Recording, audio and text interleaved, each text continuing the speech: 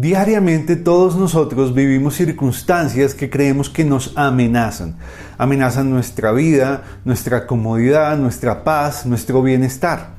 Es posible que tú cuando sales a la calle te da temor o piensas que pueden robarte o pueden hacerte algo malo y eso sea una amenaza para ti, por ejemplo.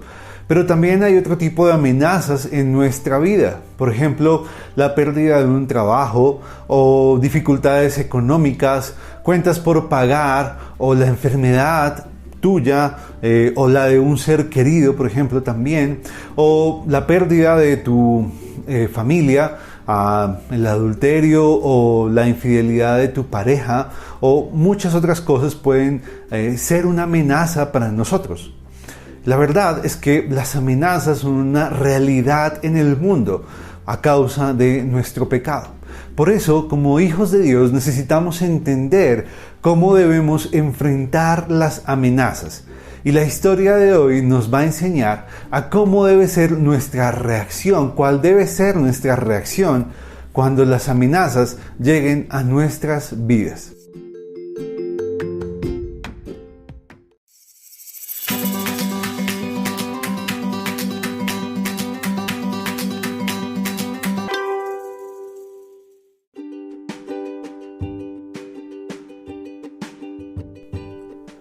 El pasaje del día de hoy lo encontramos en 2 de Reyes capítulo 19, versos del 1 al 4. Dice: Cuando el rey Ezequías lo oyó, rasgó sus vestidos y se cubrió de cilicio y entró en la casa de Jehová. Y envió a Eliaquim, mayordomo, a Sebna, escriba, y a los ancianos de los sacerdotes, cubiertos de cilicio, al profeta Isaías, hijo de Amós, para que le dijesen: Así ha dicho Ezequías, este día es día de angustia, de reprensión y de blasfemia, porque los hijos están a punto de nacer y la que da a luz no tiene fuerzas. Quizá oirá Jehová tu Dios todas las palabras del Rabsacés, a quien el rey de los asirios, su señor, ha enviado para blasfemar al Dios viviente, y para vituperar con palabras las cuales Jehová tu Dios ha oído. Por tanto, eleva oración por el remanente que aún queda.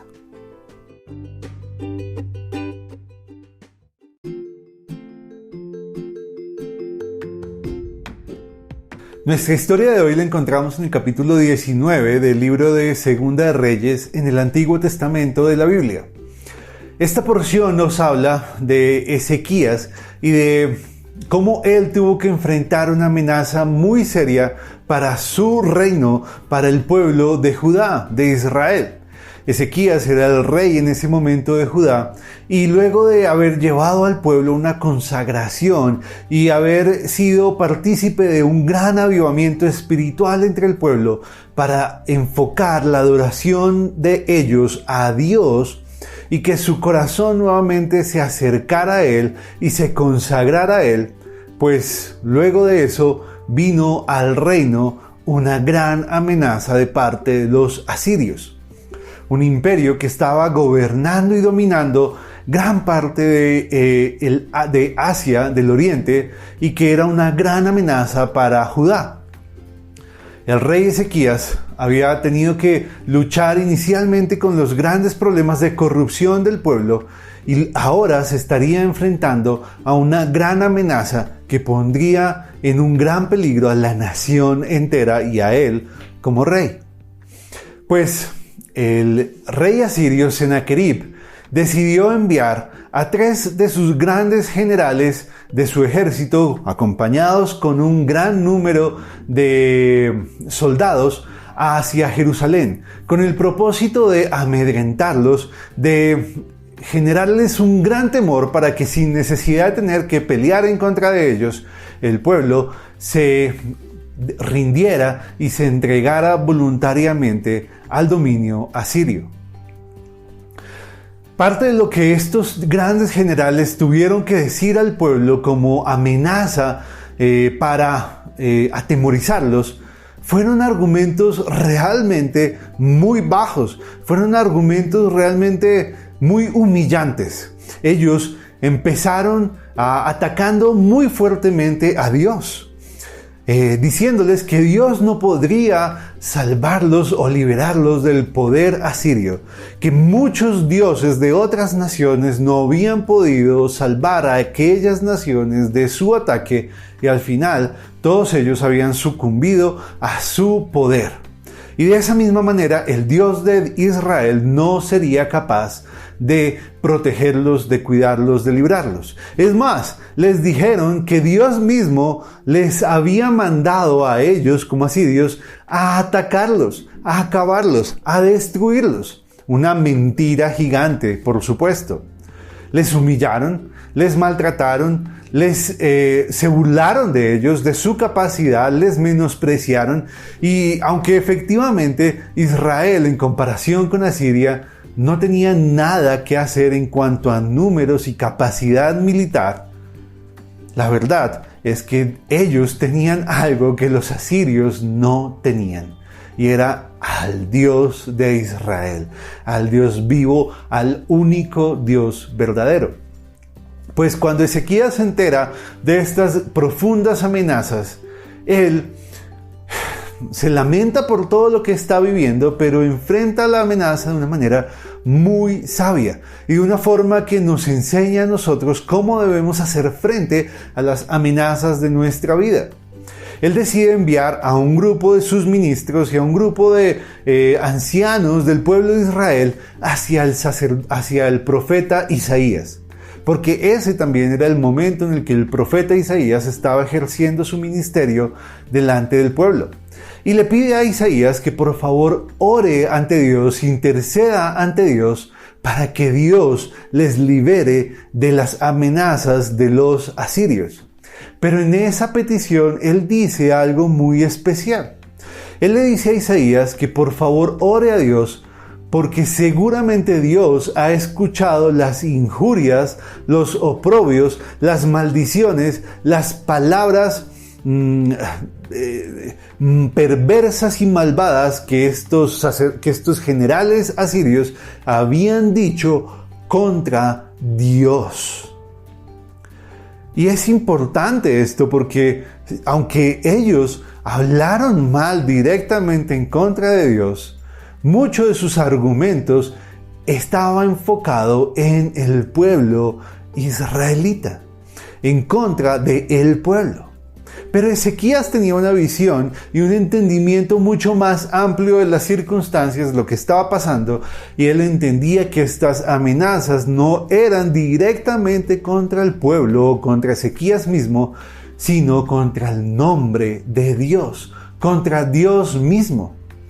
Muchas referencias en la palabra de Dios nos dicen que ellos como nación, como pueblo, fueron escogidos por Dios para llevar su nombre, para ser un testimonio de Él delante de todas las naciones, para cumplir o ejercer un sacerdocio santo delante de todos los demás y que ellos fueran y sirvieran de testimonio del nombre de Dios, del poder de Dios.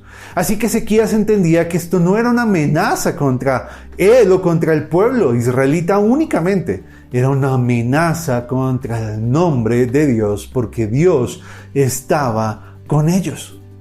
Y así como en muchas ocasiones Dios utilizó al pueblo israelita para generar un testimonio de poder y de magnificencia impresionante alrededor de su nombre, este era un momento en el que el nombre de Dios podía ser humillado o menospreciado si es que el pueblo sucumbía ante las amenazas del rey asirio. Y por eso le pide eso a Isaías. Al final, Dios responde la oración de Isaías y de Ezequías y le dice a Ezequías que no se preocupe, que él va a hacer que todo ese ejército que se había movilizado para ir en contra de ellos fuera replegado a causa de un simple rumor que Dios generaría y que el rey asirio escucharía y le causaría gran temor y tendría que hacer que todo ese ejército se replegara y se devolviera para hacer frente a las amenazas producto del rumor que Dios permitiría que llegara a oídos del rey asirio. así fue. Efectivamente, Dios produjo ese rumor. El rey asirio tuvo que echar para atrás todos sus planes y de esa manera Dios liberó a Ezequías y al pueblo de Judá de esa amenaza tan difícil que tuvieron que vivir. Pero las enseñanzas que tenemos que sacar de esto son varias. La primera es que el Dios que estuvo con el pueblo de Israel es tan grande, es tan poderoso, que solo le bastó un rumor para distraer la atención de 185,000 hombres guerreros dispuestos a matar y acabar al pueblo, y que con ello se devolvieran humillados, avergonzados, despavoridos contra otra amenaza que parecía ser más grande que ellos. Dios solo necesitó un rumor para liberar a su pueblo. Ese es el Dios de Israel. Ese es tu Dios, ese es mi Dios, ese es nuestro Dios y somos hijos de Dios. Él es el que está a nuestro favor y que con solo un rumor puede liberarnos de la peor amenaza que podamos vivir.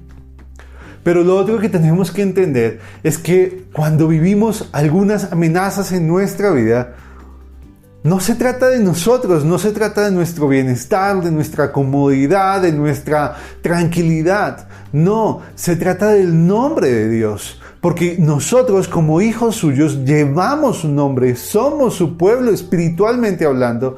Él nos ha escogido para ser sacerdotes suyos, testimonio suyo delante de todo el mundo. Y nuestra reacción frente a esas amenazas definirá si honramos el nombre de Dios o no. Así que cuando enfrentemos las amenazas que lleguen a nuestras vidas, necesitamos considerar primeramente que el nombre de Dios está en juego a través de nuestra respuesta a esas circunstancias.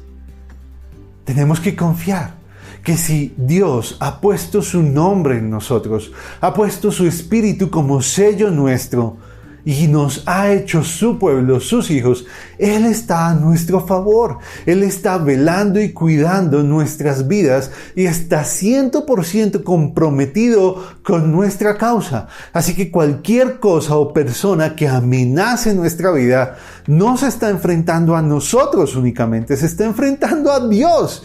Y es con Dios con el que se las tiene que ver, con el que se tiene que enfrentar directamente. Y sabemos quién va a ganar. Va a ganar nuestro Dios. Así que podemos estar confiados, totalmente seguros y en paz de que Dios asume cada amenaza que llega a nuestra vida como propia, como suya. Y va a intervenir a nuestro favor, como lo hizo con Ezequías. Pero debo hacer una aclaración. Y es que Ezequías ya había hecho una profunda restauración, limpieza, purificación del templo y ellos se habían consagrado a Dios. Y por eso él podía confiar de la respuesta de Dios a su favor. Pero también puede ser que hayan amenazas en nuestra vida que estén llegando producto del juicio de Dios por culpa de nuestro pecado, por culpa de nuestra rebeldía, de nuestro orgullo. Y de nuestra deshonra a su nombre. En ese caso, frente a esas amenazas, hermano, lo único que tenemos y que podemos hacer es clamar la misericordia de Dios, porque contra esas amenazas no hay ningún otro poder que nos pueda librar, solo la misericordia de Dios. Así que arrepiéntete de tu pecado, confiésalo y vuelve a los caminos del Señor y pide que su misericordia sea la que se levante y te proteja de esas amenazas que están viniendo producto de su juicio por tu pecado. Pero si en cambio nuestra vida está agradando a Dios y nuestro corazón está enfocado en amar a Dios, en adorar a Dios y en servirle a Él, cualquier amenaza que llegue a tu vida, hermano, se tendrá que enfrentar primeramente al Dios que está contigo, que está atrás de ti y que está 100% comprometido a hacerle frente y a velar por tu cuidado. Que Dios nos bendiga y nos ayude a adorarlo únicamente a Él y a confiar que Él por amor a su nombre, va a intervenir a nuestro favor y va a velar por nuestro bienestar. Hasta luego.